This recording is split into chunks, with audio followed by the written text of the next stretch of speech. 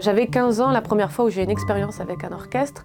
J'étais pianiste pendant un stage, une académie, et on m'a demandé si je voulais bien jouer dans un orchestre. Donc j'ai joué en fait au sein de l'orchestre, et là je me suis retrouvée entourée de plein de musiciens et qui jouaient avec une force et une envie incroyables.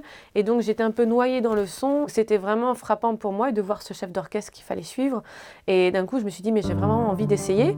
Et la première fois que j'ai dirigé de ma vie, ça a été vraiment pas un choc, mais un peu une rencontre incroyable avec l'orchestre parce qu'on ne se rend pas compte de l'énergie qu'il y a entre le chef et l'orchestre et tout ce qu'on reçoit.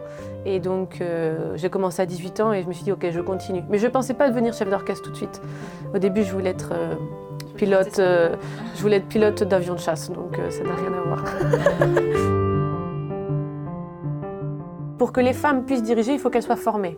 Sauf que longtemps, dans les conservatoires, on n'acceptait pas les femmes dans la classe de direction d'orchestre.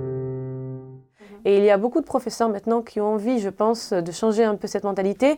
Et ça se passe à partir de l'école. C'est-à-dire que les instrumentistes qui sont à l'école, qu'on retrouve après dans les orchestres professionnels, s'ils sont habitués dès leur école à voir des femmes diriger, ils seront moins choqués quand ils arriveront dans les orchestres professionnels.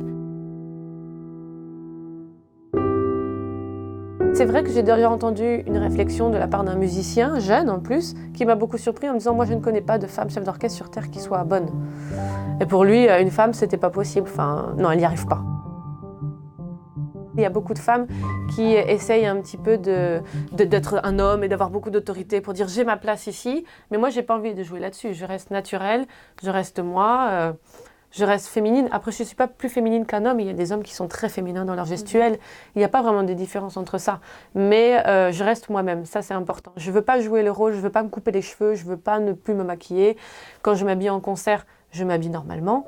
Mais je ne m'empêche pas de mettre des talons. C'est un métier où il faut décider, il faut diriger.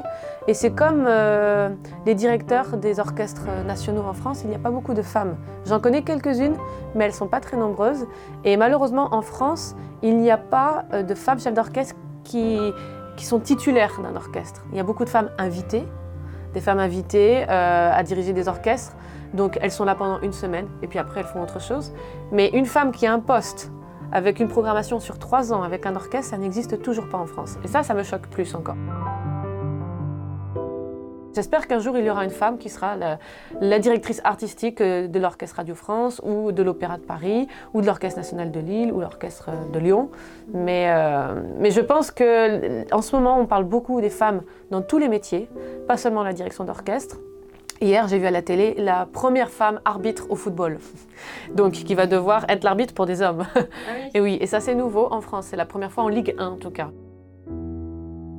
Et j'entends ça, je dis tiens, on parle encore des femmes et encore des nouveaux métiers où on ouvre les frontières pour les femmes. Donc je trouve ça bien et je pense que dans quelques années, dans 3-4 ans, il va y avoir des grandes différences.